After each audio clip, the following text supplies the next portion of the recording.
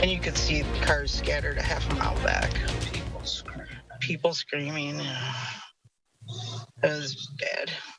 Thank you for joining us tonight. That was Carrie Scheffling from Markesan. She was on that Amtrak train that derailed in Montana over the weekend, leading to 3 deaths. Well, the investigation is still in its early stages as crews are continuing to work to clean up the derailed cars. We've got some cars that are easily 200 to 300 yards away from some other cars. If you look at the locomotives and you look at the cars at being 80 to 100 feet, you know, that's the length of the train. But once they've derailed and moved to different places, it gets quite spread out.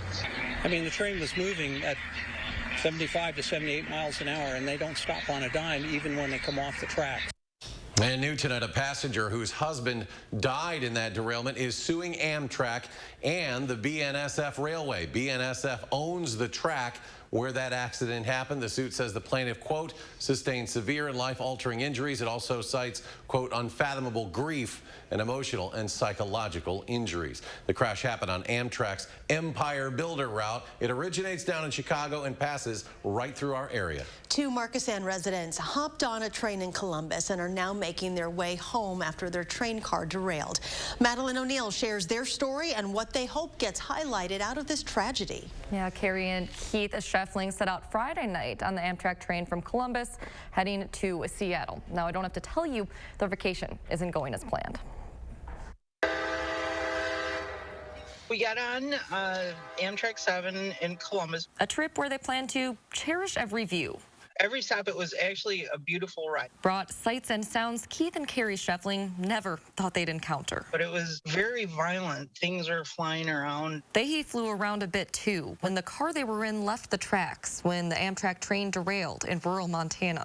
I mean, there's people screaming and yelling and just, you know what I mean? And in the back of my mind, I keep wondering, are those the people that were in the process of dying? Or 3 people did die. At least 1 in the observation car, Carrie and Keith say, which they were about to visit. We were probably just a few minutes, we would have been there. There were injuries in Carrie and Keith's car, but the 2 were able to walk out to this scene. They had to pry the door open on one side of our car, and you could see cars scattered a half a mile back. and you can't do anything. You're just completely helpless. When things feel helpless, that's when you look to the helpers. Because we were literally in the middle of nowhere. Almost out of nowhere, help came. Men with trucks and ladders, even before EMTs. And an Amtrak waitress who was in the dining car when it tipped. And she crawled out of there, and she helped people out of there, and she was hauling luggage and passing out water. Encouraging even when it first started, because I mean, it wasn't just the crew members, it was passengers and just frantically running around doing everything. Passengers were taken to a gym in the small town of Chester, Montana, where, again, help was in no short supply. They just poured all this stuff on us. May it be clothing, drinks, banana bread. We saw stuff like that, you know, all night. It's like, oh, that guy got shoes. Oh, that little girl has a stuffed animal now, and she was crying, and oh. Memories to hold on to. September 25th, Amtrak number 7. When others are tough to forget. Just outside of Havre. Yeah, it's going to affect me for a long time. I have no doubt about that.